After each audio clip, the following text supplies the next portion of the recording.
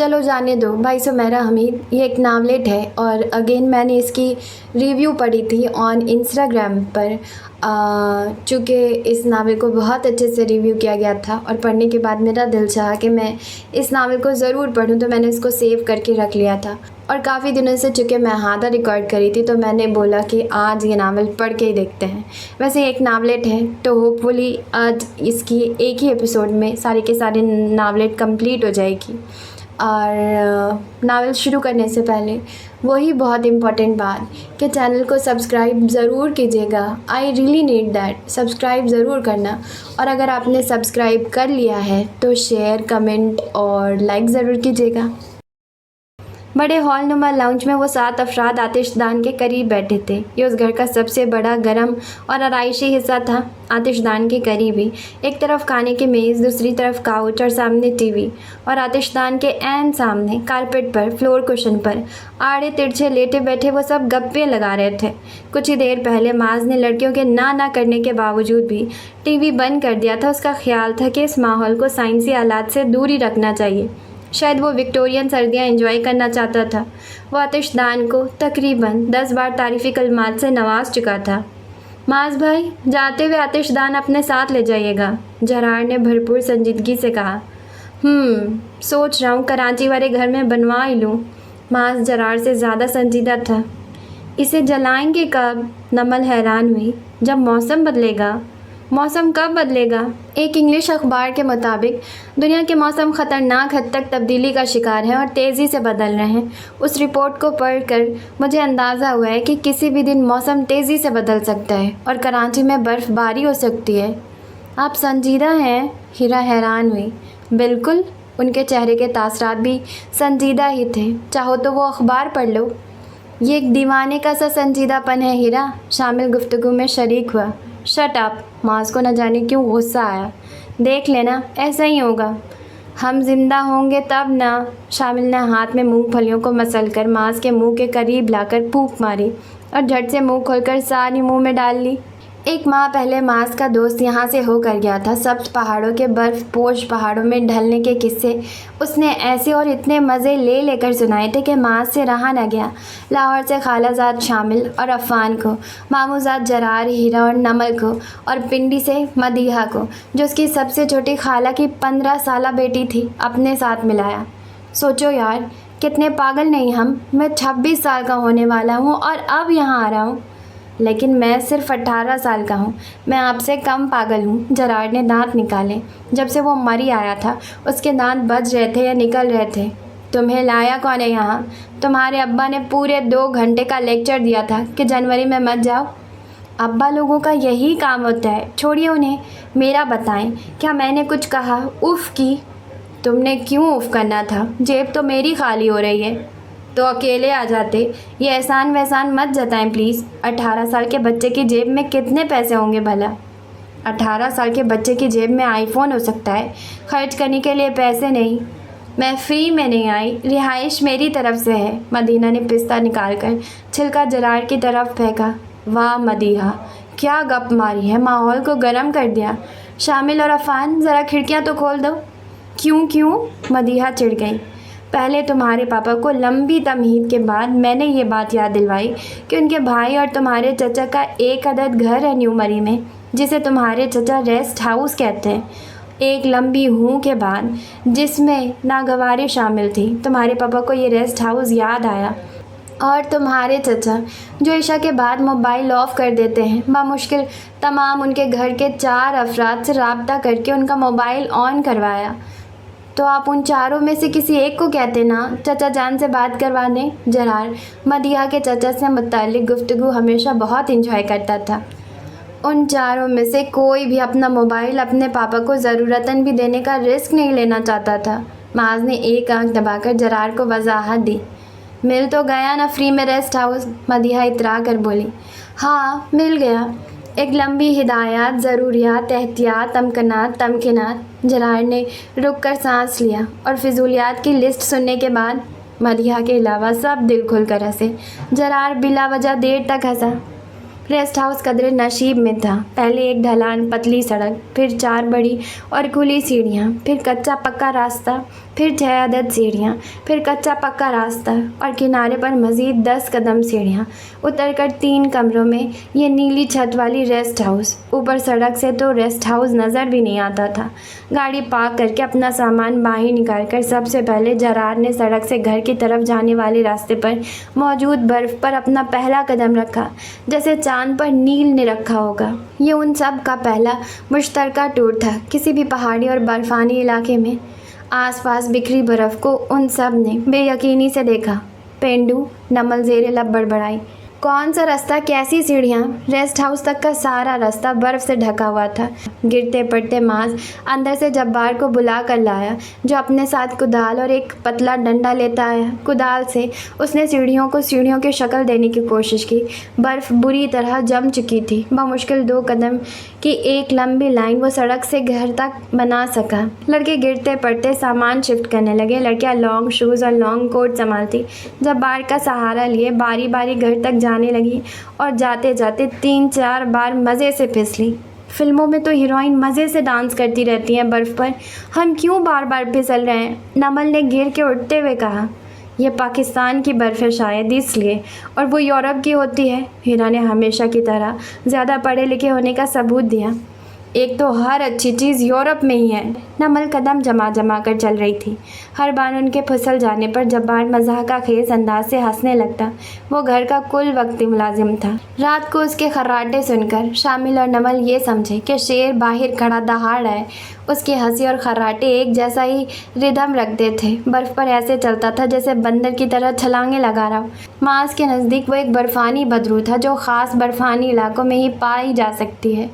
पता ही नहीं चला और 1 हफ़्ता गुजर गया। अफ़ान कम बोलता और सबसे ज़्यादा मज़े करता था। हफ़्ता गुजर जाने का दुख उसे ही ज़्यादा था। माज, जरार और शामिल का बस नहीं चल रहा था कि उस आतिशदान में ही घुस के बैठ जाएं। कराची के रहायशी तो बावले ही हो जाते हैं यहाँ आकर। मदीहा ने माज से अपना बदला लिया। पिंडी के रिहायशियों को ये मौका भी नहीं मिलता। 15 साल हो गए तो मैं पिंडी में रहते और बर्फ़ के गोले बना कर ऐसे उछाल रही थी जैसे हर सीज़न यहाँ आती हूँ। माज भी चुप नहीं रहा। पढ़ने लिखने वाले बच्चे घूमने फिरने में वक्त ज़ाया नहीं करते। वो अदा से बोली, यहाँ तुम CSS की तैयारी करने आई हो ना इस बार? वापसी कब है? हीरा के सवाल पर अफ़ान ने उसे कुछ ज़्यादा ही गुस्से से घूर कर देखा। खबरदार जो किसी ने वापसी का नाम लिया, माज ने उंगली उठाकर सब की तरफ बाकायदा लहरा कर कहा, ताकि सब देख लें अच्छी तरह। घरों से फ़ोन आए तो कहो आवाज़ नहीं आ रही, ज़्यादा आए तो फ़ोन बंद कर दो। बंद फ़ोन भी बजने लगे तो फ़ोन उठाकर बाहर फेंक दो। यहाँ मैं तुम्हें खिला रहा हूँ, घुमा रहा हूँ, वो सब खुद तो कभी तुम्हें यहाँ लाए नहीं। अब बच्चे खुद आ गए तो बर्दाश्त नहीं हो रहा। फिर भी कब तक? शामिल, जो काफ़ी देर से मूंगफली निकाल कर जमा कर रहा था, एक साथ ही सारी मुंह में डालकर फंसी आवाज़ में बोला, किसी को कोई प्रॉब्लम है यहाँ रहने में? नहीं ना, आराम से रहो। सुबह उठो, बाहर निकलो, बर्फ़ पर फिसलो, गोले बनाओ, शेर, हाथी, ऊँट बनाओ, आइस कैंडी खाओ, इधर उधर गुम हो जाओ और रात को इस प्यारे से आतिशदान के पास आकर बैठ जाओ और गप्पे लगाओ। बाद में देखेंगे कब जाना है वापस। मैंने तो मोबाइल ऑफ़ कर दिया है 2 दिन से। मुझे नहीं चाहिए सुकून में खलल। खलल से आपका मतलब गर्लफ्रेंड तो नहीं? जरार ने संजीदगी से पूछा। माज ने सिर्फ घूरने पर इक्तफ़ा किया। लगता है कोहे काफ में आ गए हैं। कोहे काफ में बर्फ़ होती है? हीरा का साइंसी सवाल। नहीं, जिन और परियां होती हैं। शामिल गुफ्तगू में शरीक हुआ। पापा ने सिर्फ चंद दिनों के लिए इजाज़त दी थी। हीरा फिर से परेशान हो गई। पापा का फ़ोन आए तो कह देना बर्फ़ का तोदा गिरने की वजह से रास्ते बंद हैं, हम रेस्ट हाउस में कैद हैं, रास्ते खुलते ही आ जाएंगे। माज ने मुकम्मल संजीदगी से मशवरा दिया। मैं पापा से झूठ नहीं बोलती। जो झूठ नहीं बोलता वो अपना सामान तैयार कर ले। सुबह घर वालों से जाकर सच बोल देना, इंतज़ाम कर दूंगा तुम सबके जाने का। माज ने चिढ़कर कहा। यहाँ बर्फ़ के तोदे गिरते हैं। मदीहा परेशान हो गई। बर्फ़ है तो यकीनन गिरते ही होंगे, जब्बार से पूछ लेते हैं। माज कुछ सोचते हुए बोला, रहने दे प्लीज़। इस तरह हंसता है जैसे हमारा मजाक उड़ा रहा हो। वो मजाक नहीं उड़ाता नमल, वो बस हर बात को एंजॉय करता है। माज ने जब्बार का दफ़ा किया। ये जो छत पर इतनी बर्फ़ गिरी है, अगर छत गिर गई तो? मेरा दोस्त बता रहा था कि उसकी नानी के घर बाद हर साल किसी न किसी की छत गिर जाती है बर्फ़ की वजह से। जब्बार ने आंखें घुमा कर बताया। अच्छा, माँ सोचने लगा, ये घर तो 2 मंजिला है, अगर छत गिरी तो ऊपर वाली मंजिल के गिरेगी। माज ने सबको तसल्ली दी। और ये हर मौके पर तुम्हारे और तुम्हारे दोस्त के पास कोई ना कोई बुरी कहानी होती है सुनाने के लिए। इतने सारे दोस्त हैं कि हर जगह किसी न किसी की नानी दादी मौजूद होती है कहानियाँ सुनाने के लिए। रात का खाना खाने से पहले वो सब बाहर का एक और चक्कर लगाए। न्यू मरी, कश्मीर पॉइंट, माल रोड पर वो एक बार जाकर बार बार जा रहे थे। सब कुछ उनके लिए नया था और वो सब भरपूर इंजॉय कर रहे थे। वो हर बार नई से नई चीज़ दरियाफ़्त कर लेते। बर्फ़ से ढके छोटे बड़े घर, धुंध में लिपटे पहाड़ और दरख्तों और बर्फ़ से ढकी रिहाइश घर, पतली गोल सड़कें, कभी नीचे तो कभी ऊपर, एकदम सीधी और अचानक से तंग और पतली। उस दिन वो सब दरियाए नीलम गए। दोपहर का खाना वहीं खाया और रात का खाना खाने सरे शाम में ही मेन मॉल पर आ गए। जरार और माज का मुश्तरका ख्याल था कि माल रोड से बेहतर जगह तफरी के लिए कोई और नहीं। अस्सलाम वालेकुम लाला जी। जरार ने दूर से ही हाथ सर तक ले जाकर हाँक लगाई। पूरे पागल लगते हो। मदीहा को उसकी यह हरकत बुरी लगती थी। सलाम करना पागलपन है, वो हैरान हुआ। मस्खरे लगते हो पूरे, देखो वो खान साहब भी हंस रहे हैं। हाँ तो मैं आया ही दुनिया में दूसरों को खुश करने के लिए हूँ। मौसम अबर आलूद था। ऐसा लग रहा था कि हर चीज़ धुआं छोड़ रही है। एक एक दो दो कमरों पर मुश्तमिल होटलों के बाहर काउंटर्स पर पकते खानों में खासकर टिक्के, कबाब और सब्जी की खुशबू में बहुत दिलफरेब महसूस हो रही थी। अबर आलूद गहरी शाम की धुंध लाती रोशनियाँ और बेफिक्र लोग के बेफिक्र चहलकदमी और शाम का हुस्न थी। माज ने सबको बड़ी बड़ी आइस कैंडी लेकर दी। वाह! कैंडी खाते खाते हर 2 मिनट बाद माज के मुंह से निकलता। माल पर चलते चलते लोगों का रश इंतहा तक बढ़ गया। होटलों के एजेंट हर नए आने वाले के पीछे भागते, हाथ पकड़कर उस तरफ घसीटते भी। तुम्हारे अब्बा तो कह रहे थे कि इस मौसम में पागल ही निकलते हैं। माज ने हीरा और मदीहा को मुखातिब किया। ये हज़ारों पागल हैं क्या? ये हज़ारों लोग नहीं, उनके अब्बा शामिल ने अपना फ़र्ज़ समझा इस बात का जवाब देना। Shut up! मदीहा से पहले हीरा चिल्लाई। ज़्यादातर लड़के लड़कियों के ग्रुप्स थे। इस मौसम में बूढ़े तो खैर क्या निकलते, कपल्स के तादाद भी बहुत ज़्यादा थे। ज़्यादातर का ताल्लुक़ मरी, पिंडी, इस्लामाबाद और करीब के ही दूसरे इलाकों से था। इलियट क्लास ज़्यादा नज़र आ रही थी। लड़कों का एक ग्रुप उन ट्रॉलियों को जो वहाँ आने वालों को सामान, बच्चों या ज़ईद अफराद को किराए पर एक जगह से दूसरी जगह ले जाने के लिए इस्तेमाल की जाती हैं, गलत इस्तेमाल कर रहे थे। एक बैठता, एक घसीटता। पिछले आधे घंटे से वो वहाँ मॉल पर यही तमाशा कर रहे थे। साथ बेहुदा हु हा हा अलग से चलने फिरने वाले बुरी तरह से बेजार थे उनके इस बेढंगे शौक़ से। माल से ज़ेरे ज़मीन मार्केट की एक दुकान से चपली कबाब और दूसरी दुकान से कढ़ाई खाकर वो शॉपिंग के इरादे से इधर उधर दुकानों का जायज़ा लेने लगे। मास पहले ही कह चुका था, जो फारिग होता जाए गाड़ी के पास आता जाए। गाड़ी वहाँ से काफ़ी दूर पार्क थी। मास जहाँ तक सहूलत से ड्राइविंग कर सकता था वो वहाँ तक करके गाड़ी पार्क कर देता था। उन गोल गोल बल खाती सड़कों पर वो गाड़ी नहीं चला सकता था। हीरा एक दुकान में काफ़ी देर से कुर्ते देख रही थी। वो फैसला नहीं कर पा रही थी कि कुर्ता ले या ज्वेलरी। वो चाहती थी अपनी दोस्त के लिए एक जैसी ही चीज़ें ले ले। बाहर बर्फ़बारी शुरू हो चुकी थी। शाम का अंधेरा गहरा होने लगा था। माल पर अफरा तफरी से शुरू हो चुकी थी। हीरा ने सर बाहर निकाल कर देखा। पहली बार उन्होंने रेस्ट हाउस में देखी थी और दिल खोल कर मज़ा लिया था। उसने जल्दी से बैग चेक किया। उसके पास पैसे कम थे। कुछ देर पहले नमल उसके साथ ही उस दुकान पर मुख्तलिफ़ चीज़ें चेक कर रही थी। अब वो गायब थी।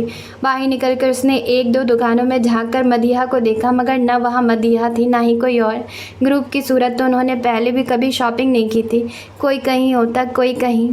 बेटा, आप माल के ही किसी होटल में रिहाइश पजीर हो। वो कुर्तों वाली दुकान पर वापस आई कि एक दो ही ख़रीद ले। जब काम करते बुज़ुर्गों ने पूछा। नहीं, उसने सर नफ़ी में हिलाया। मॉल पर बर्फ़बारी का हल्ला गुल्ला इंतहा को पहुंच चुका था।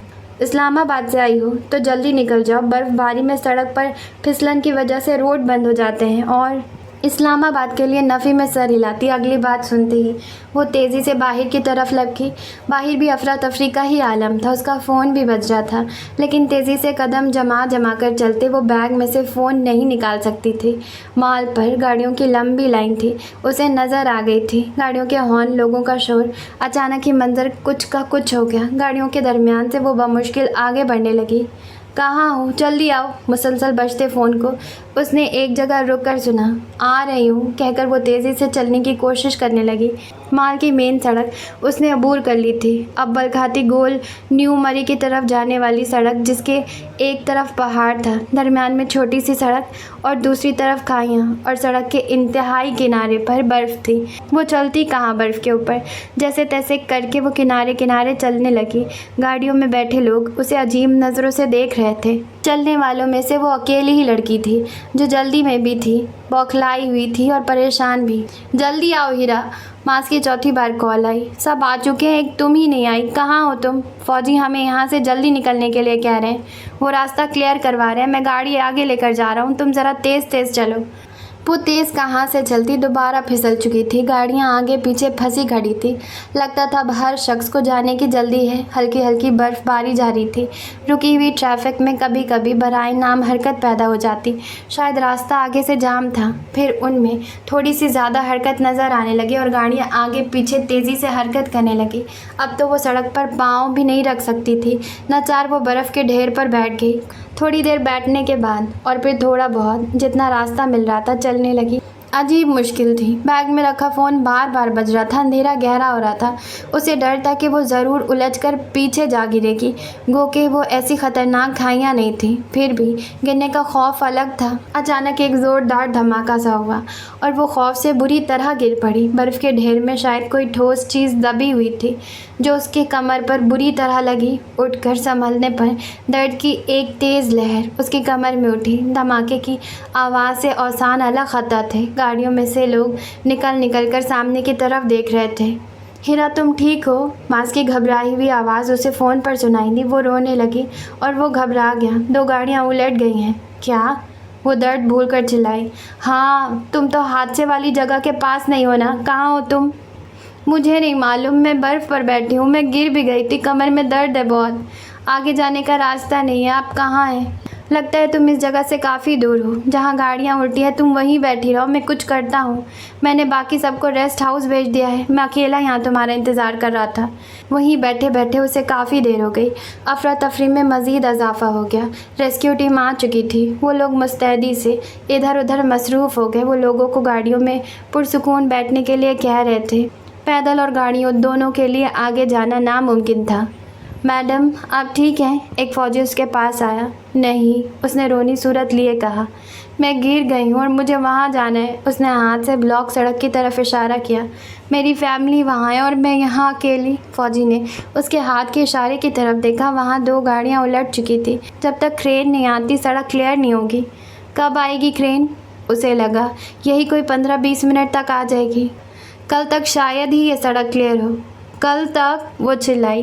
जल्दी से मास को फ़ोन किया, सारी सूरत हाल बताई। मास उल्टा खुद परेशान हो गया। फ़ौजी लोगों को गाड़ियों में से निकलने का कह रहे थे। लोग गाड़ियों में हीटर ऑन किए बैठे थे। पेट्रोल ख़त्म होते ही हीटर बंद हो जाते और उनकी गाड़ियां बिना पेट्रोल के वहीं बंद खड़ी रहती। वो बार बार उन्हें यही समझा रहे थे। गाड़ियों में लॉक रहने से उन पर गनूदगी तारी होने का ख़तरा था। हीटर बंद होते ही नींद में उनके साथ कुछ भी हो सकता था, ख़ासकर छोटे बच्चों के साथ। लोग गाड़ियां लॉक करके माल रोड के होटल्स की तरफ भागे। हिस्ब मामूल मॉल के होटल्स ऐसे ही किसी वाक़े के इंतज़ार में थे। उन्होंने मौका देखते ही किराए 5-6 गुना बढ़ा दिए। वो टूटे फूटे कमरे जिनके किराए सर्दियों में 400-500 से ज़्यादा नहीं होते थे, अब 7-8 हज़ार हो गए थे। लोकल वैगन्स और टैक्सियों में बैठे लोग ज़्यादा परेशान थे। बेटा आप ठीक हैं? वो सर्दी से काँप रही थी। और कमर का दर्द अलग? नहीं, उसने सिर्फ कहा था। उसके होठ नीले हो गए और रोने से आंखें सुर्ख। इधर आए मेरे साथ। वो उनके पीछे पीछे चलती एक फ़ौजी जीप तक आई। यहाँ बैठे। वहाँ 3-4 ख़वातीन पहले से ही मौजूद थी और गर्म दूध पी रही थी। एक कप हीरा को भी दिया। आपका नाम क्या है बेटा? हीरा। उसकी आवाज़ बुरी तरह काँप रही थी। हीरा बेटा परेशान मत हो, मैं डॉक्टर खावर हूँ। मेरी कमर में दर्द है, मैं गिर गई थी। ओह, ठंड की वजह से ज़्यादा दर्द महसूस हो रहा होगा। मैं आपको पेन किलर नहीं दे सकता जब तक अच्छी तरह से चेकअप ना हो जाए। आपकी फैमिली? उसने सर से ब्लॉक सड़क की तरफ इशारा किया। मैं यहाँ अकेली हूँ, उस तरफ। यही वो लोग। वो समझ गए। परेशान मत हो बेटा। एक तो बच्चे आप लोग किसी की बात नहीं सुनते। कब से अलर्ट दे रहे थे कि उस मौसम में घरों में रहें। मैं लाहौर से आई हूँ। बेटा, रात तक ये रास्ता तो क्लियर भी नहीं होगा। आप अकेली हो, होटल भी नहीं जा सकती। मेरा घर यहाँ से कुछ दूर है। ये 5 लोग मेरे साथ जा रहे हैं। आप भी चलें। यहाँ मुझे सब जानते हैं। करीब ही मेरा अस्पताल है। आप अपनी फैमिली से पूछ लें। उसका तो थोड़ा बहुत चलता दिमाग भी माउफ हो चुका था। अगर माज वगैरह कुछ ना कर सके तो वो क्या करेगी। उसने माज को फ़ोन किया, सारी सूरत हाल बताई, फिर माज की डॉक्टर खावर से बात करवाई। ठीक है, तुम जाओ उनके साथ। माज ने 5 मिनट उसे होल्ड करवाने के बाद कहा। मैंने यहाँ खड़े फ़ौजियों से उनके बारे में पूछा है, सब जानते हैं उन्हें। वो काबिल इत्मीनान हैं। तुम जाओ उनके साथ। मेरा तुम्हारे पास आना नामुमकिन है। मैं उन्हें साथ लेकर जा रहा हूँ। डॉक्टर खावर ने उन 5 अफराद की तरफ इशारा करके एक फ़ौजी अफसर को बताया। काफ़ी देर चलते रहने के बाद डॉक्टर खावर के घर पहुँचे। खाना खिलाकर उनकी मुलाजमत जन्नत, हीरा और एक दूसरी औरत को एक कमरे में ले आई। बाकी लोग हॉल में लगे बिस्तर पर पहले ही ढेर हो चुके थे। बेड पर गिरते ही वो सो गई। उसकी कमर बहुत दुख रही थी। गरमाइश मिलते ही दर्द कम होने लगा। उसमें इतनी हिम्मत भी नहीं थी कि उठकर वॉशरूम तक ही चली जाती। वो इतनी गहरी नींद सोई थी जैसे अपने बेडरूम में हो। उसकी आँख खुली तो कमरे में कोई नहीं था। फ्रेश होने के बाद वो कमरे से बाहर आई। घर में बहुत से अफराद की मौजूदगी के आसार नज़र आ रहे थे। वो किचन में आ गई। घर बहुत बड़ा, खुला और कशादा था। आतिशदान बहुत बड़ा और कदीम तर्ज का था। लाउंज के एक तरफ किचन और दूसरी तरफ हॉल नुमा कशादा कमरा था। हॉल के साथ ही आगे पीछे 2 कमरे बने थे, जिनमें से एक में वो सोई थी। ये लें, आप नाश्ता करें। उसके किचन में आते ही जन्नत ने ट्रे टेबल पर रखी। सिके हुए टोस्ट, ऑमलेट और जैम था। चाय पियोगी या कॉफ़ी? वो पूछ रही थी। सारा किचन उल्टा पलटा था। इस्तेमाल शुदा बर्तनों का एक ढेर जमा था। जन्नत तेज़ी से काम समेटने की कोशिश कर रही थी। जन्नत की शक्ल से ही लग रहा था कि वो बहुत थक चुकी है। मैं नाश्ता करके मदद करवा देती हूँ, उसने पेशकश की। शुक्रिया बेबी। वो साथ वाली एक कुर्सी पर ढह गई। 25 लोगों को नाश्ता करवाया है। और लोग आए थे रात? वो हैरान हुई। लड़के थे, काफ़ी सारे। नाश्ता करके चले गए। लाउंज में सोए थे रात को। रास्ता खुल गया? हीरा खुश हुई। नहीं, अभी नहीं। बाहर निकलकर तो देखें कितनी बर्फ़बारी हुई है। अच्छा, मकामी लोग जितना कर सकते हैं करते हैं। सड़क के ऊपर पहाड़ी पर मेरी बहन का घर है। कुछ लोग वहाँ उसके घर में भी हैं। पिछली बार एक नौमौलूद ठंड से मर गया था। हमें बहुत दुख हुआ। ओह, हीरा को दुख हुआ। जन्नत सांस लेने के बाद फिर से किचन समेटने लगी। हीरा ने भी उठकर उसकी मदद करवाई। अपने घर में उसने कभी बेड कवर तक नहीं ठीक किया था, लेकिन जन्नत को देखकर उसे एहसास हुआ कि दूसरों के लिए बेलौस खिदमत करना कितना अहम है। हीरा उससे मुतासिर हुई। जन्नत के साथ ही मिलकर उसने सारा घर साफ़ किया। रात को उसके साथ आने वाली औरतें हॉल में मौजूद थीं। हॉल बाकी घर की निस्बत ज़्यादा गर्म था। दोपहर का खाना हीरा ने जन्नत के साथ मिलकर बनवाया भी और सबको खिलाया भी। बीबी, मैं सोने लगी हूँ, बहुत थक गई हूँ। आप भी सो जाएं। मैं बीबी नहीं हूँ, मेरा नाम हीरा है, हीरा ने नरमी से कहा। अच्छा हीरा बीबी, चाहिए तो हॉल में आ जाए या इसी कमरे में चली जाए। वो उसके यूं हीरा बीबी कहने पर मुस्कुराने लगी। नमल माज वगैरह से तफसीली बात करने के बाद वो फ्रेश हो गई। कमर का दर्द भी ठीक था। कमरे का बैरूनी दरवाज़ा खोलकर वो घर के पिछली तरफ आ गई। बाहर में यकीनन ये घर के लॉन का खूबसूरत मंजर पेश करता होगा। बर्फ़ से ढका लॉन बहुत बड़ा था। बाहर का मंजर देखकर हीरा ने एक लंबी सांस ली। बर्फ़ पर कदम जमा जमा कर चलने के बावजूद दोबारा फिसल चुकी थी। जितने दिनों से वो यहाँ थे वो सबसे ज़्यादा फिसली थी।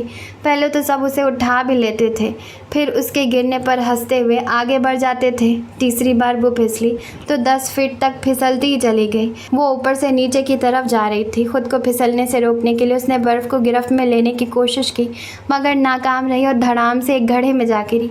इतने तकलीफदा अंदाज में गिरने पर उसकी अच्छी खासी चीख निकल गई। उसका सांस बुरी तरह से उखड़ा हुआ था। गिरकर संभलते हुए उसने इर्द गिर्द का जायज़ा लिया। बर्फ़ से भरने के बाद गड्ढा 8 फीट गहरा था। उछलकर उसने गड्ढे से बाहर देखना चाहा, मगर नाकाम। किनारे को पकड़कर ऊपर उठने की कोशिश करने लगी, वो भी नाकाम। उसकी गिरफ्त किनारों पर मौजूद बर्फ़ पर जम ही नहीं रही थी। एक बार वो गड्ढे से तकरीबन आधी ऊपर आ चुकी थी, फिर नीचे। उसी लम्हे उसने कुछ फासले पर किसी को देखा। शायद नज़र का धोखा था। पूरी तरह देखने से पहले ही वो धड़ाम से नीचे, शायद धुन में लिपटी कोई चीज़ थी। वो दुआ मांगने लगी कि वो जन्नत ही हो, जन्नत जन्नत, लेकिन जन्नत नहीं आई। 5वीं कोशिश में वो फिर थोड़ी बाहर निकली। इस बार 2 अदद पाँव उसके बाहर निकलते हाथों से ठीक 3 फीट के फासले पर खड़े नजर आए। उसके आधा बाहर निकलते ही वो 2 फीट और दूर हो गए कि मुबादा उन्हें ही ना पकड़ ले। जब वो दोबारा वापस गिरी तो उसे शदीद गुस्सा आया उस पर जो बाहर था, लेकिन उसकी मदद नहीं कर रहा था। कोई है? वो चिल्लाई। कौन है बाहर? Help help. वो एक एक लफ्ज़ को खींच खींच कर चिल्लाने लगी। इस बार उसने ऊपर चढ़ने की कोशिश भी तर्क कर दी, क्योंकि उसका इस तरह बाहर निकलना नामुमकिन था। आखिर तुम्हें कितनी और हेल्प चाहिए? गड्ढे के किनारे एकदम वो लंबा तड़ंगा शख्स भाप उड़ाता मग थामे नमूदार हुआ। उसके अंदाज में तमस्खर था, और इससे पहले शायद वो हंसता भी रहा था। हिरा की नज़रें उस पर टिक गई। बताओ, और कितनी मदद चाहिए? वो किनारे पर घुटनों के बल बैठ गया, जैसे सैफुल मुल्क में मछली तलाश कर रहा हो। उसने मग से घूंट भरा। तुम शहरी लोग खुद को समझते क्या हो? टॉम क्रूज या जेट ली बहुत पसंद करते हो एडवेंचर। हीरा को शहरी लोग पर हैरत हुई। तो क्या मरी गांव है? चलो फिर निकलो यहाँ से। टॉम क्रूज बनकर लगाओ छलांग और साबित कर दो खुद को। 25वीं कोशिश में भी तुम यहाँ से निकल आई तो मैं चाय पीना छोड़ दूंगा। चलो शाबाश, करो कोशिश। वो उसे पुचकारने लगा और साथ ही उठकर 2 कदम पीछे जा खड़ा हो गया। Shut up. हीरा इतना ही बर्दाश्त कर सकती थी, बस। Shut up. उसने हैरानी लिए उसके ही अंदाज में उसके अल्फाज दोहराए और ऐसे ही किनारे पर आकर बैठ गया, जैसे अपनी हंसी और हैरत दबा रहा हो। मैंने तुम्हें गिराया है। मैंने कहा था घर से इस ख़राब मौसम में निकलो और यहाँ घूमने चली आओ। न्यूज़ चैनल अलर्ट दे देकर थक चुके हैं, लेकिन तुम्हें शायद इस बर्फ़ानी मौसम में रीछ की तरह गश्त करने का जुनून है, या शू शू करते कलाबाजियाँ लगाते हुए पहाड़ों पर छलांग लगाने का शौक़ पूरा करने आई हो। वहाँ से निकालकर पापा तुम्हें यहाँ लाए, मगर वही तुम्हारी जटली टाइप की रूह तुम्हें फिर घर से बाहर ले आई और तुम इस घड़े में आ गिरी। दोबारा फिसल कर संभली, मगर फिर भी वॉक करने से बाज नहीं आई। जब बर्फ़ पर चल नहीं सकती तो चलती क्यों हो? अगर मैं तुम्हें खिड़की से ना देख रहा होता तो तुम यहीं पड़े पड़े ठंड से अकड़ जाती, और तुम्हारी अकड़ी हुई लाश ही तुम्हारे घर जाती, और तुम्हारी जन्नत जन्नत हेल्प हेल्प की आवाज़ें यहाँ से 15 फीट से आगे सुनाई नहीं दे रही, और घर 40 फीट के फासले पर है, और जन्नत इससे भी ज़्यादा फासले पर। तुम शहरी लोग कभी बर्फ़ नहीं देखी। बर्फ़ देखते ही ऐसे पागल हो जाते हो जैसे इंग्लिश मूवीज़ में भेड़िए चांद के निकलते ही हो जाते हैं। हीरा उसे देख रही थी और उसे देख ही सकती थी। निकलो अब। वो बदतमीज़ अब भी चुप नहीं हुआ था, साथ साथ चाय के घूंट भी ले रहा था।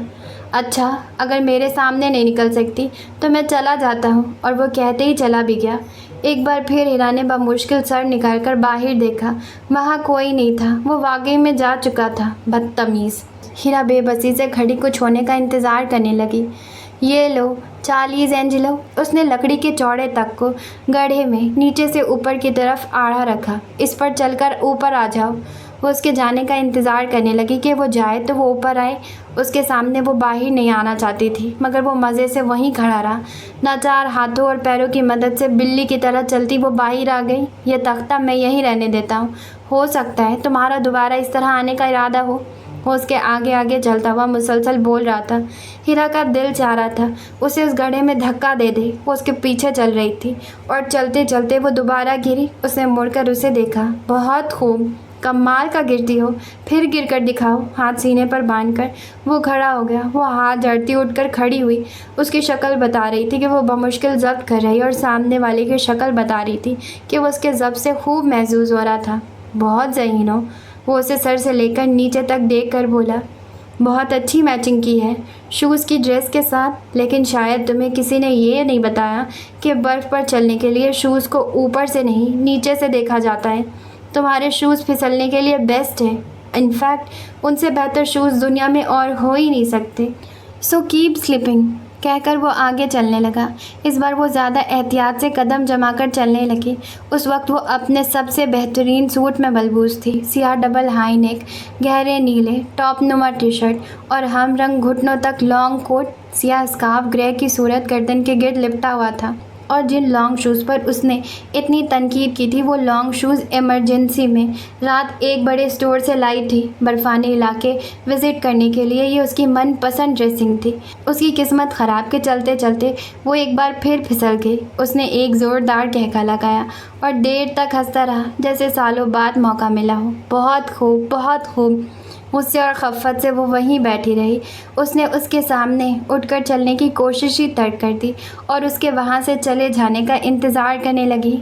क्या अंदाज़ है शहरी लोगों का, बुलंद बाग खुद कलामी करते वो वाकई चला ही गया। एक बार मज़ीद गिरने के बाद वो भी अंदर आ ही गई। किचन में उसके और जन्नत के हंसने की आवाज़ें आ रही थी। खफ़त और शर्मिंदगी से उसका बुरा हाल था।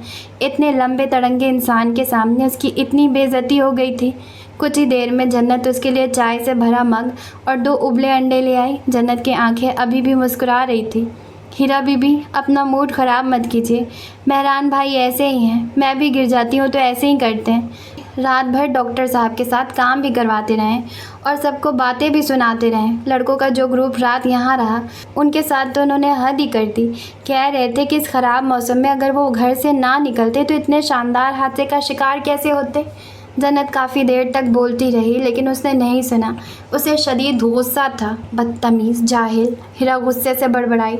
जब वो जन्नत के साथ मिलकर घर साफ़ कर रही थी तब तक कोई घर में मौजूद नहीं था। शायद मेहरान नामी बला कुछ देर पहले ही घर आई थी। कोई दवा है तो मुझे दे दो, मैं अपने हाथ पर लगाऊं। हीरा ने दोनों हाथ जन्नत के सामने करके कहा। ओह, वो हाथ को देख कर रह गई। वो जन्नत के साथ कमरे में बैठी बातें कर रही थी। फिर जन्नत किचन में चली गई। नमल से फ़ोन पर बात करने के बाद वो किचन में आ गई। उसे धड़का ही लगा हुआ था कि वो फिर ना आ जाए। उस शख्स के सामने उसकी अजीब व गरीब दुर्गत बनी थी। जितना हो सका वो जन्नत के साथ काम करवाती रही। रात जो ख़वातीन आई थी उन्हें जन्नत खाना और दवा दे चुकी थी। उनमें से एक को निमोनिया हो चुका था, एक वैसे ही बहुत बीमार हो गई थी। बार बार कह कर रही थी। बमुश्किल 7 बजे थे। काम करवाकर वो वापस कमरे में आ गई। 1-2 मैगज़ीन रखे थे, उठाकर पढ़ने लगी। पढ़ना क्या था, अजीब से मैगज़ीन थे, न फैशन से मुतल्लिक न शोबिस से। बेड के साइड पर पेन रखा था, उठाकर वो अपना पसंदीदा काम करने लगी। वो अपने हाथ लगने वाले हर अखबार, मैगज़ीन, तस्वीर, किताब पर नाक, कान, मूछें, दाढ़ी, टोपी, गोल गोल दायरों वाली बड़ी ऐनक बना दिया करती थी। मैगज़ीन में मौजूद मॉडल्स को चार्ली की तरह लंबा टेल वाला कोट और लड़कों को सिंड्रेला फ्रॉक पहना दिया करती थी। बनाए गए किरदारों के नाम और उनसे मुतल्लिक जुमले भी लिखा करती थी। काफ़ी देर तक वो मैगज़ीन के साथ मसरूफ़ रही। डॉक्टर साहब कह रहे हैं कि आपको बुरा न लगे तो खाना उनके साथ खा लें, मैं आ रही हूँ। सलाम करके वो डाइनिंग टेबल पर उनके साथ बैठ गई। बाहर बर्फ़बारी हो रही थी। आतिशदान रोशन था। मटर पुलाव की खुशबू फैली हुई थी। गर्म और रोशन माहौल बहुत अच्छा लग रहा था। फैमिली कैसी है हीरा आपकी? चावलों की ट्रे उसके सामने करके वो पूछने लगे। वो सब ठीक है, हीरा उनके बारे में बताने लगी। हादसे वाली जगह तो क्लियर हो चुकी है लेकिन बर्फ़बारी की वजह से इस तरह सफ़र करना ख़तरनाक हो सकता है, ख़ासकर न्यू मरी की तरफ। सुबह तक कोशिश करके मैं आपको भिजवा दूंगा मगर आप यहाँ इत्मीनान से रहें। मेरी वाइफ सर्दियाँ शुरू होते ही इस्लामाबाद बेटी की तरफ चली जाती हैं। वो ज़्यादा ठंड पसंद नहीं करती।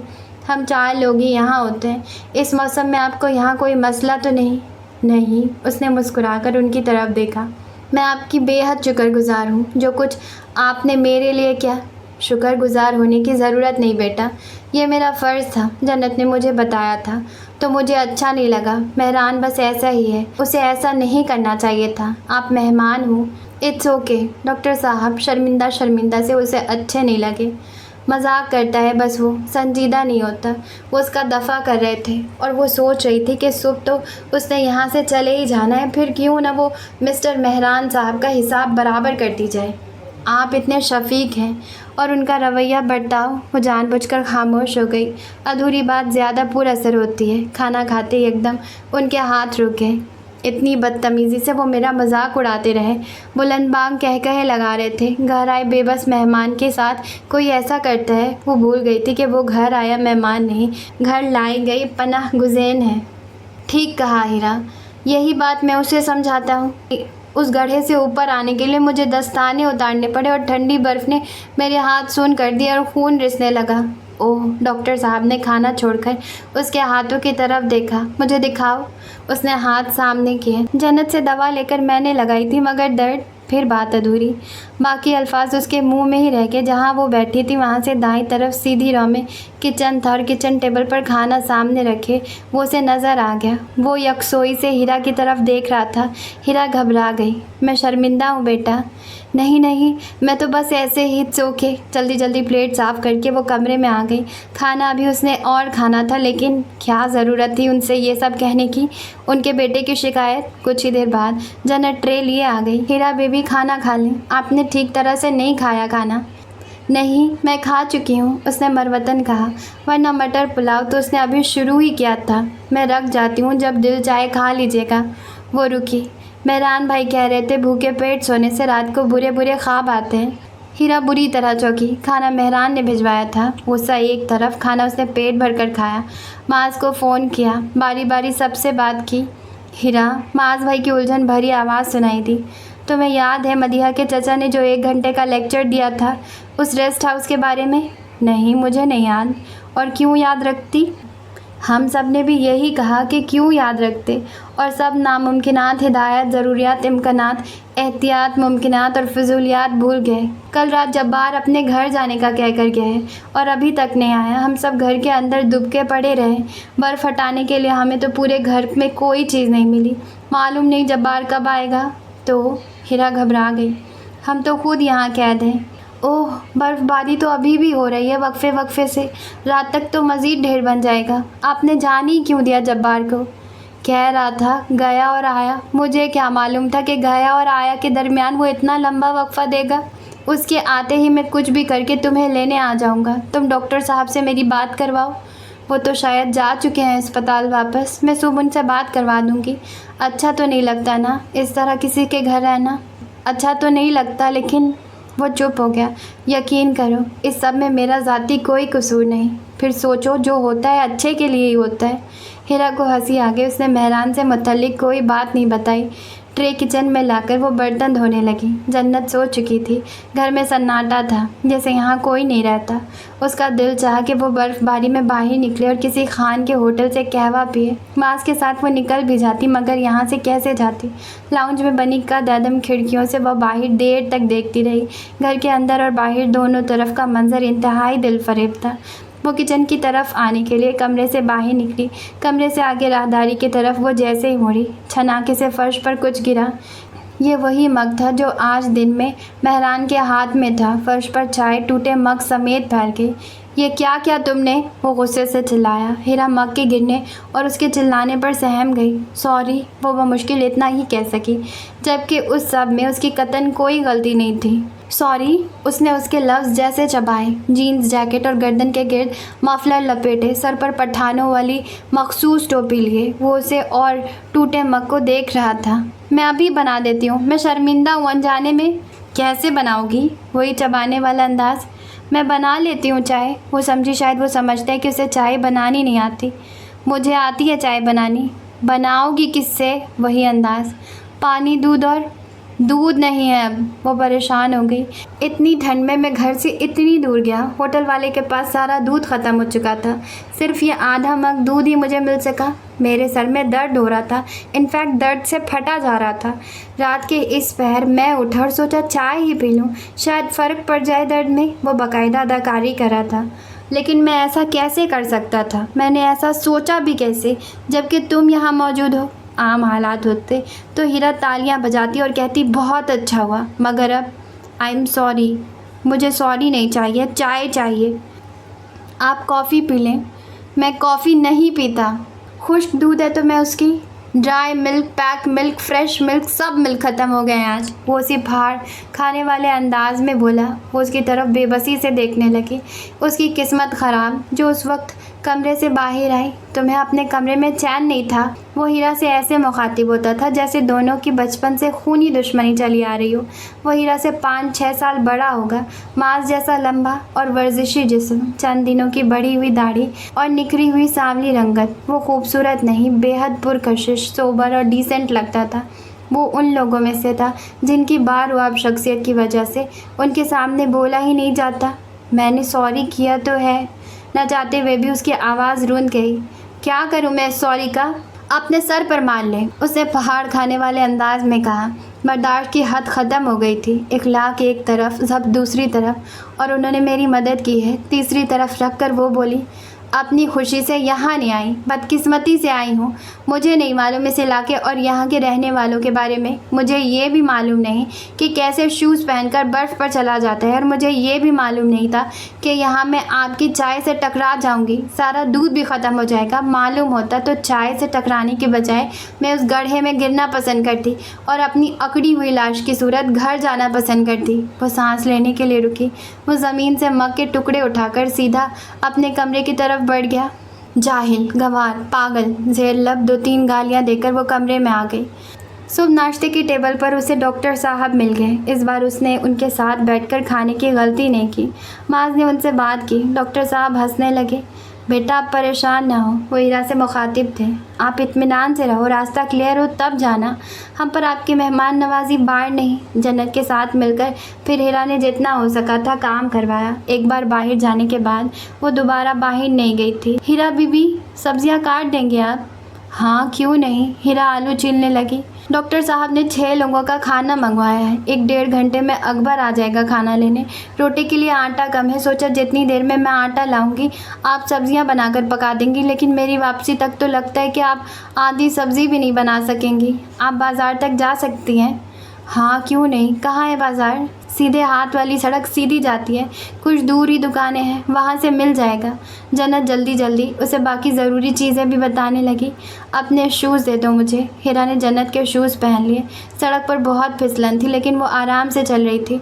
जूतों का फ़र्क उसे मालूम हो गया था। तेज़ी से चलने के बाद उसे आधे घंटे बाद दुकानें नज़र आई। ये कुछ दूर है, उसने जन्नत से तसव्वुर में कहा। उसने सारा सामान लिया। वापस जाते हुए उसके लिए चलना मुश्किल हो गया। आते हुए ढलान थी, अब चढ़ाई, वो भी सामान के साथ।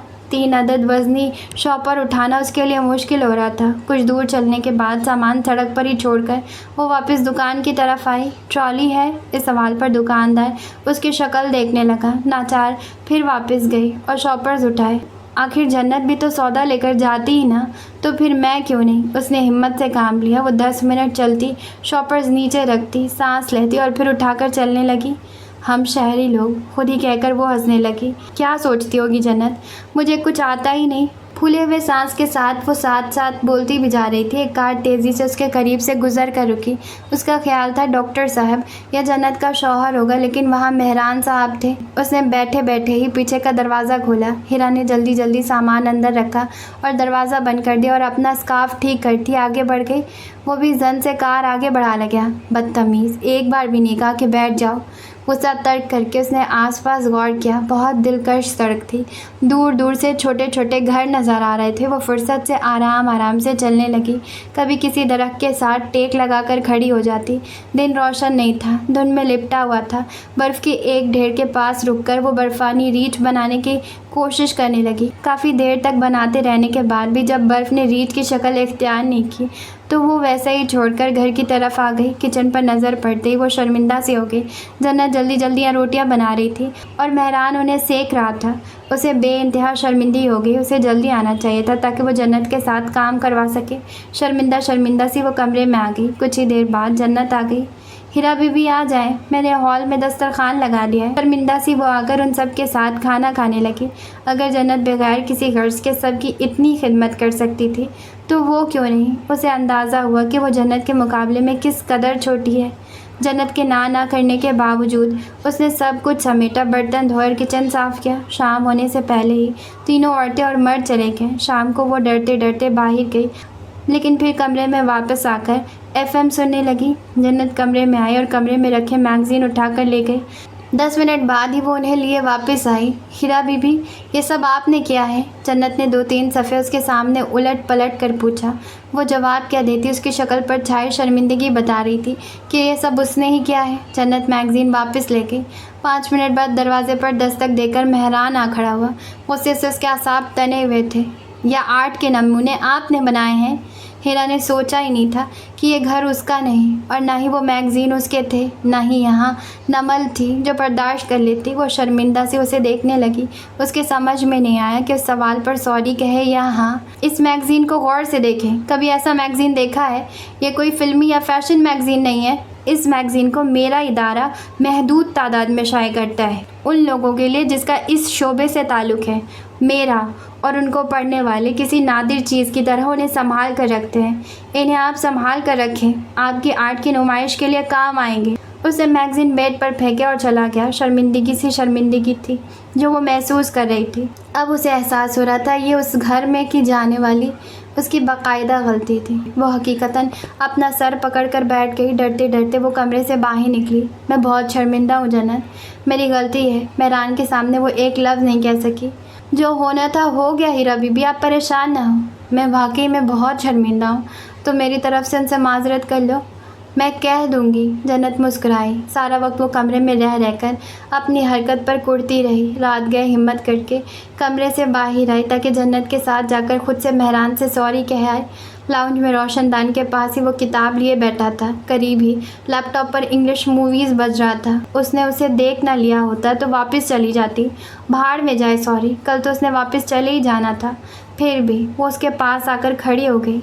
मैं मैगज़ीन के लिए आपको सॉरी कहने आई हूँ। अब क्या हो सकता है, लीव इट। उसने कोई तासीर दिए बगैर कहा, यानी गुस्सा अभी भी था। मैं जानती हूँ मेरी गलती है, उसने इतना ही कहा। आप हमारी मेहमान हैं, अब आपको कुछ कह तो नहीं सकते, इसलिए इट्स ओके।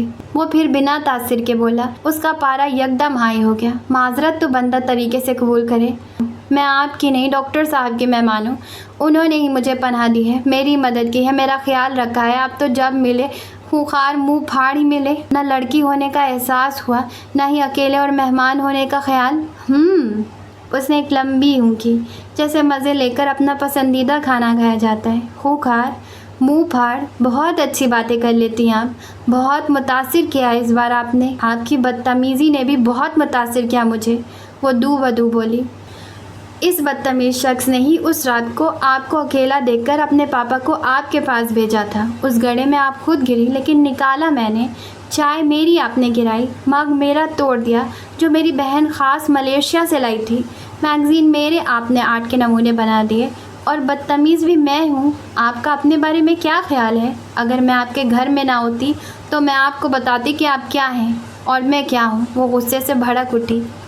आप मेरे घर में हैं, इस बात को भूल जाएं। आप बताएं मुझे। मैं आपसे सॉरी कर रही हूँ और आप बातें सुना रहे हैं मुझे नहीं चाहिए आपका सॉरी। फिर ये क्या भाड़ में जाए। जहाँ आप गिरी थी वहाँ, वो तमस्खर से बोला। हिरा ने उसके चेहरे पर आई मुस्कुराहट को देखा। वो उसका मुकाबला नहीं कर सकती थी। कुछ कहे बिना वो कमरे से वापस आ गई। आप वहीं जा रही हैं? उसे अपने पीछे आवाज़ सुनाई दी। झंगली सनकी गंवार। वो देर तक बड़बड़ाती रही। सुबह होते ही मास का फ़ोन आ गया। वो उसे लेने आ रहा था। डॉक्टर साहब कहाँ हैं? उसने नाश्ता करके जन्नत से पूछा। वो तो रात आई ही नहीं। उसके बैग में मॉल से ख़रीदी हुई कुछ ज्वेलरी थी। उसने बेहद शुक्रिया के साथ वो जन्नत को दी, जो बसद इसरार भी वो नहीं ले रही थी। उसके शौहर अकबर के साथ उसे मॉल तक जाना था, वहीं से माज ने उसे लेना था। जन्नत से अच्छी तरह मिलकर वो अकबर के साथ आ गई। रास्ते में आने वाले डॉक्टर खावर के छोटे से अस्पताल में उनसे मिलकर उनका शुक्रिया अदा करके वो माज के साथ गाड़ी में बैठकर रेस्ट हाउस आ गई। वो सब लोग तैयारी करके बैठे थे। उसके आते ही फ़ौरन वापसी के लिए निकल पड़े। उसकी कहानी सुनने के बाद, जिसमें मेहरान का कहीं जिक्र नहीं था, वो सब अपनी अपनी खुशगपियों में मगन थे। सब माज को धमकी दे रहे थे कि वो सब जाकर हीरा के बिछड़ने वाली कहानी सबको सुनाएंगे। मेरे पापा की तौबा, जो इतने बड़े गैंग के साथ इस तरफ आया। मसला गैंग नहीं था, मसला मौसम था। हमने गलत वक्त का इंतखाब किया। शामिल ने गैंग का दफ़ा किया। यार, बर्फ़ ही नहीं देख पाते तो क्या फ़ायदा यहाँ आने का। आप शहरी लोग बर्फ़ देखने के लिए तो पागल हो जाते हैं। काफ़ी देर से खामोश हीरा एकदम बोली। हम शहरी लोग मतलब? शामिल हैरत से बोला। हाँ, हो जाते हैं पागल। जो नहीं देखा उसके लिए होते हैं ना। सारा साल हवा धूप पर ही गुजारा करते हैं, थक जाते हैं हम शहरी लोग। माज को बार बार पर बिला वजह गुस्सा आ रहा था। शायद वो वापस नहीं जाना चाहता था। आप यहाँ शिफ्ट हो जाए माज भाई, मदीहा बोली। संजीदगी से सोच रहा हूँ। हीरा सबसे ज़्यादा खामोश थी। आते हुए जो जोश उन सब में था, जाते हुए वो उदासी में बदल गया था, और ये उदासी सबसे ज़्यादा हीरा महसूस कर रही थी। वो हर गुजरती सड़क, दरख्त, पहाड़, घर को उदासी से देख रही थी। उसे नहीं मालूम था कि वापसी पर वो इतनी उदास हो जाएगी, लेकिन वो उदास और खामोश होती ही चली गई। नमल ने कॉलेज में सबको मज़े ले लेकर अपने टूर के बारे में बताया। हीरा किसी को कुछ नहीं सुना सकी। वो 3 भाई थे, बड़ी नमल, हीरा और फिर जरार। उनके पापा इतने सख्त थे कि उनकी पढ़ाई की वजह से गर्मियों की छुट्टी में भी उन्हें कहीं जाने नहीं देते थे। मास कराची से आया तो वो उसे इनकार नहीं कर सके। वैसे भी मास उनके कज़न का बेटा था, वो उसे पसंद भी करते थे और एतबार भी। मास का प्रोग्राम सुनकर जरार ने इतना शोर डाला कि उन्हें तीनों को इजाज़त देना ही पड़ा। नमल इंजीनियरिंग 3rd ईयर की स्टूडेंट थी और हीरा बीकॉम की। सर्दियां गुजरी, गर्मियां आ गई और फिर गर्मियां भी गुजर गई। हीरा की उदासी बढ़ते बढ़ते मुसलसल खामोशी की सूरत इख्तियार कर गई। शुरू में सब ने नोट किया, फिर वो उसकी खामोशी के आदी हो गए।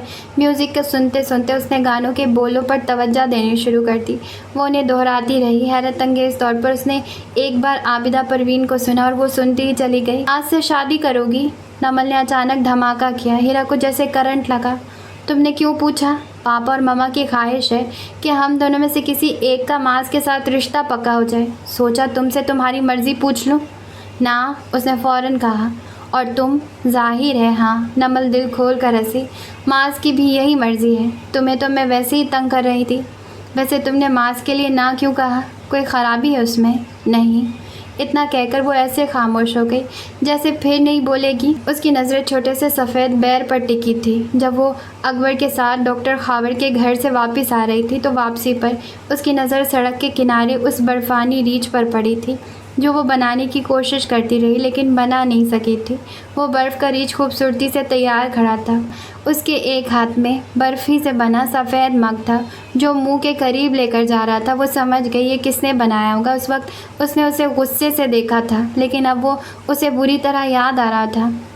बाहर का मौसम था और वो सुर्ख सेबों का ताज़ा जूस निकाल रहा था। काली मिर्च तो जन्नत, उसने करीब ही काम करती जन्नत से कहा। ओह, वो तो कल ही ख़त्म हो गई, याद ही नहीं रहा मंगवाना। तुम किसी काम की नहीं हो जन्नत। मेहरान पीछे 1.5 साल से उसे वक्फे से ये ज़रूर कह देता था। करीब ही किचन टेबल पर आयान बैठा था। वो कुछ दिन पहले ही ऑस्ट्रेलिया से अपने सेमेस्टर से फारिग होकर आया था। वो मेहरान से छोटा था। सबसे बड़ी सारा थी। आयान अकाउंट्स का स्टूडेंट था। मेहरान डॉक्यूमेंट्रीज़ बनाता था। 3 साल पहले वो भी ऑस्ट्रेलिया ही में था। हैरत है जन्नत, अब तुम्हारे किसी काम की नहीं रही। आयान ने मज़ा लिया। 2 गिलास अपने लिए भरकर और एक जन्नत के लिए वहीं छोड़कर वो किचन के दरवाजे से पीछे लॉन में आ गया। तो वो मोहतरमा यहाँ गिरी थी। आयान ने घड़े की तरफ इशारा किया। मेहरान ना चाहते हुए भी मुस्कुराने लगा। अकबर ने पानी के पाइप के लिए खुदाई की थी। मौसम बदला तो उसने काम दरमियान में ही रोक दिया। पानी का मसला हल हो गया तो यह घड़ा ऐसे ही रह गया। अगर अकबर काम मुकम्मल कर लेता तो वो यहाँ न गिरती। अगर ये ना होता तो भी वो कहीं ना कहीं जगह तलाश करके गिर ही जाती। इतना शौक था गिरने का, केटू ले जाते, एक ही बार शौक पूरा कर देते। आयान कहकर खीखी करने लगा। मत पूछो कैसे गिरती थी। जो ब्लैक लॉन्ग शूज़ उसने पहन रखे थे, वही शूज़ जो मॉडल्स रैम्प पर पहनकर वॉक करती हैं और टिक टिक करती मज़े से चलती जाती। बस उसे यह गलतफहमी थी कि वो भी उन्हें पहनकर बर्फ़ पर वैसे ही चल सकती है। आयान के लिए हंसी रोकना मुश्किल हो गया। जब मैं यहाँ उसे अपनी खिड़की से देख रहा था तो मुझे मालूम नहीं था कि वो इतनी बुरी तरह गिरेगी, मगर जब वो गिरी तो हंस हंस कर मेरा बुरा हाल हो गया। जब उसके सर पर जाकर खड़ा हुआ तो उसकी शक्ल देखने वाली थी। बहुत खूबसूरत थी वो। नहीं, खूबसूरत तो नहीं मगर क्यूट सी थी। गुस्सा करती थी तो छोटी सी मानोबली लगती थी। उस मानोबली से थोड़ी सी दोस्ती कर लेते। कैसे कर लेता। एक के बाद एक वाक़या होता चला गया और वो चली गई। मैं काम से सुबह इस्लामाबाद चला गया। वापस आया तो वो जा चुकी थी।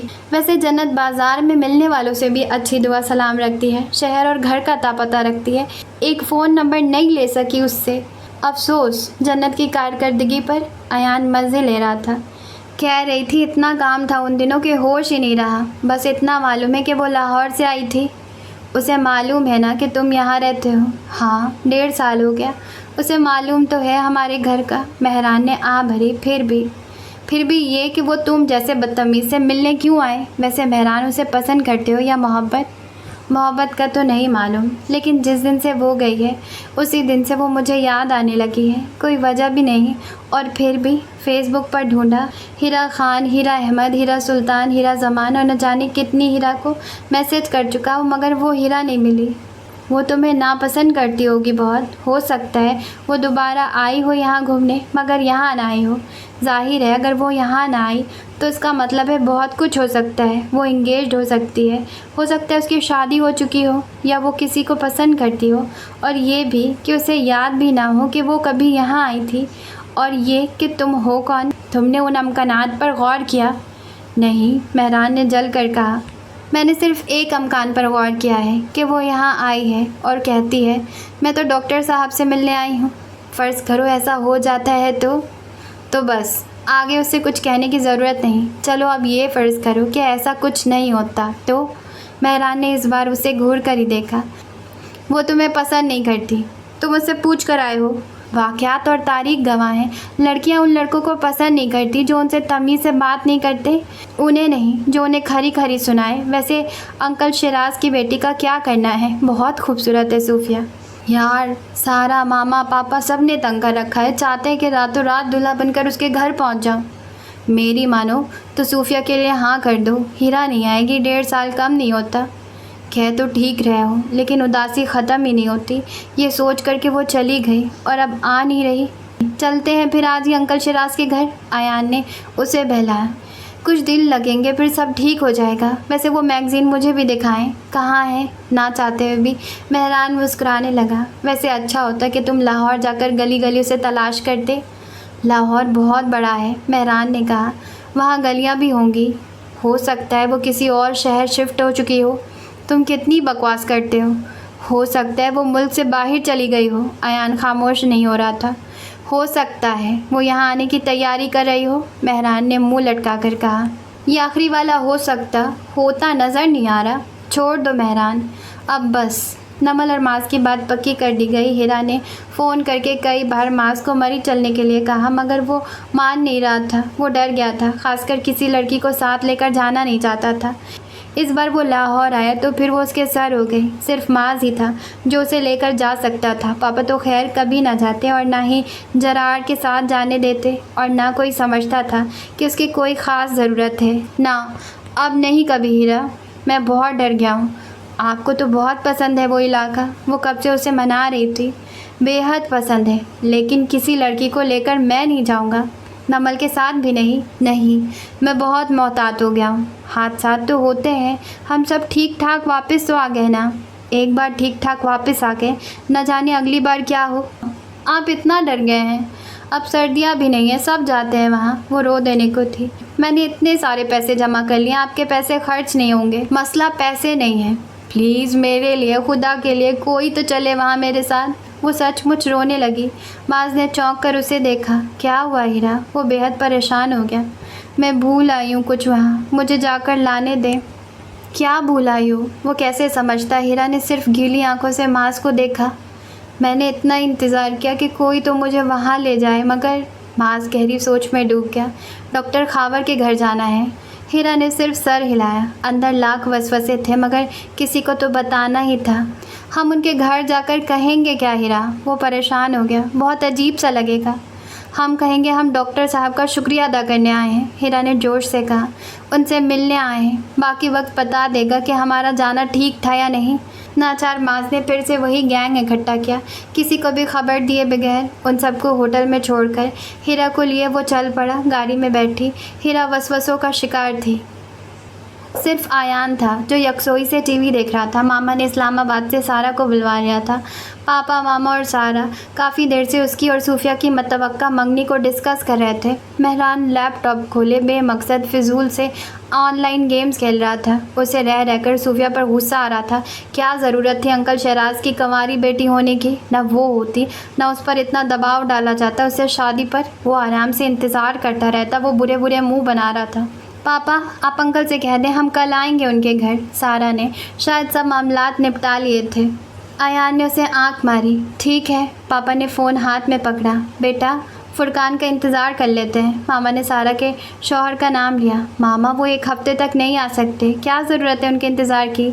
मेरा ख्याल है उसका इंतज़ार कर लेना चाहिए, मेहरान ने ज़ोर देकर कहा। डॉक्टर खावर फ़ोन हाथ में लिए बारी बारी दोनों की तरफ देख रहे थे। बताओ बेटा सारा, मैं क्या करूं? पापा आप कर दे उन्हें फ़ोन। डोरबेल की आवाज़ सिर्फ अयान ने ही सुनी, नाचार उसे ही उठना पड़ा, लेकिन जन्नत पहले ही दरवाज़ा खोल चुकी थी। हमें डॉक्टर खावर से मिलना है, उन्होंने हमारी बहुत मदद की थी। मेरी बहन को अपने घर में रखा था। जब लाउंज में बैठे मेहरान ने लैपटॉप एक तरफ फेंका और लपक कर दरवाजे तक आया। अयान उन्हें अंदर ला रहा था। मेहरान वहीं खड़ा हो गया। वो मांस के पीछे छिपने की नाकाम कोशिश करती ही रहा।